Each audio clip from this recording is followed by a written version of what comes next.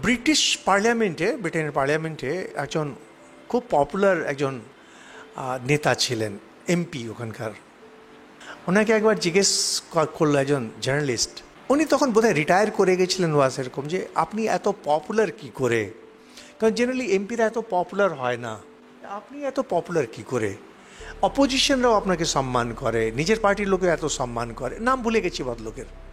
তো উনি বললেন যে যখনই কোনো বিল আসে, কোনো বিল পার্লামেন্টে যখন আসে, যখন মনে হয় যে এটা একটু পরিষ্কার ঠিক না, এও ঠিক হতে পারে সেও ঠিক হতে পারে, আমি কিন্তু তখন সবসময় যে হারে তার পক্ষে ভোট করি, অলওয়েজ। দিয়ে খুব নাম করা কথা ওনার ছিল, winners never remember, losers never forget. খুব নাম, খুব সুন্দর কথা। যে জয়ী হয় সে মনে রাখে না, যে হেরে যায় চিরদিন মনে রাখে।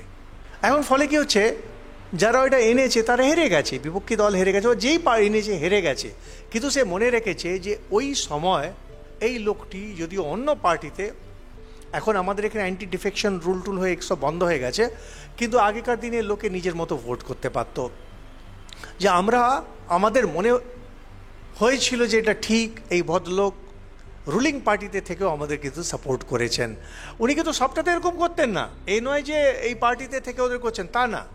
যেগুলো মনে হতে যে না এটাও ঠিক ওইটাও ঠিক হতে পারে, যেটা একবার পরিষ্কার ভুল, সেখানে উনি সবসময় রুলিং পার্টি, ওটা নিজের পার্টিকে ছাড়া যাবে না। কিন্তু কখনো কখনো যেখানে একটু দনমনো, he always he will take the side of the losers.